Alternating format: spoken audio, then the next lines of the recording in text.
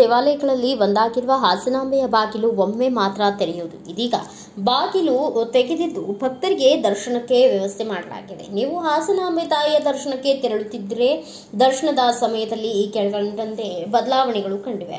ಈ ಕುರಿತಂತೆ ಹಾಸನ ಜಿಲ್ಲಾಧಿಕಾರಿಗಳು ಪತ್ರಿಕಾ ಪ್ರಕಟಣೆ ಮಾಹಿತಿ ನೀಡಿದ್ದು, ದಿನಾಂಕ 16/10/2025 ಹಾಗೂ ದಿನಾಂಕ 18 ಮತ್ತು 21ರಂದು 3 ದಿನಗಳ ಕಾಲ ರಾತ್ರಿ 12 ಗಂಟೆಯಿಂದ ಮುಂಜಾನೆ 5 ಗಂಟೆಯವರೆಗೂ ತಾಯಿ ಹಾಸನಾಂಬಾ ದೇವಿಯ ಅಲಂಕಾರ ಬದಲಾವಣೆ, ಧಾರ್ಮಿಕ ವಿಧಿವಿಧಾನ ಕಾರ್ಯಕ್ರಮ ಪ್ರಯುಕ್ತ ದೇವಿ ದರ್ಶನದ ಸಮಯದಲ್ಲಿ ಬದಲಾವಣೆ ಮಾಡಬಹುದು. ಈ 5 ಗಂಟೆಗಳ ದೀರ್ಘಾವಧಿಯಲ್ಲಿ ದೇವಾಲಯದ ಪ್ರವೇಶ ಬಾಗಿಲು ಮುಚ್ಚಲಾಗುವುದು.